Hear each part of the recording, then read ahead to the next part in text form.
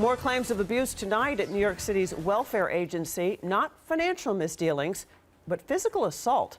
7 on Your Side investigative reporter Jim Hoffer talked to one man who says he was beaten up after applying for food stamps. Jim is here now with our exclusive story. Jim? The city's welfare agency confirms to us tonight that they are investigating an officer within the agency's own police department on allegations of excessive force. This latest case came to us after our story on a woman who was sexually assaulted by another officer. Last April, an unemployed Victor Rivera went to the offices of Human Resources Administration in Lower Manhattan to apply for food stamps. He ended up leaving in an ambulance, bloodied and bruised. Rivera says HRA police officer Lamont Baker beat him up following a heated verbal exchange between Rivera and a security officer. As a peace officer, your job is to make peace, not try to obstruct peace. But he wasn't trying to hear my side of the story. So he threw me up against the wall, placed me in handcuffs. Then, according to Rivera, who was cuffed, Officer Baker repeatedly punched and kicked him. He punches me 3 times in the face.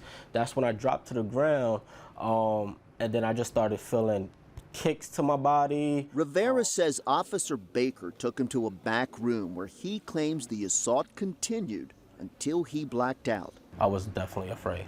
I was afraid for my life. For the simple fact is that I was in handcuffs and I couldn't do anything. Officer Baker charged Rivera with harassment and disorderly conduct for causing public alarm and disruption. After being charged, Rivera was taken to the hospital by ambulance. These medical records seem to back up his claim that he lost consciousness during the assault. Get that out of my face. We tried to get Officer Baker's side of the story. This is your chance to talk to us. Did you use excessive force against Mr. Rivera? But Baker wasn't talking. Why did you continue to hit him when he was cuffed? Why did you feel the need to do that? Did you use excessive force? The charges against Rivera were dismissed by the court. He reached out to us after seeing our story about another Human Resources client, Laura Zilioli. Sorry. She was sexually assaulted last year by a Human Resources peace officer who is now serving 5 years in prison for the attack. The attorney representing both Zilioli and Rivera says HRA's police department needs policing. The HRA police department needs to be investigated.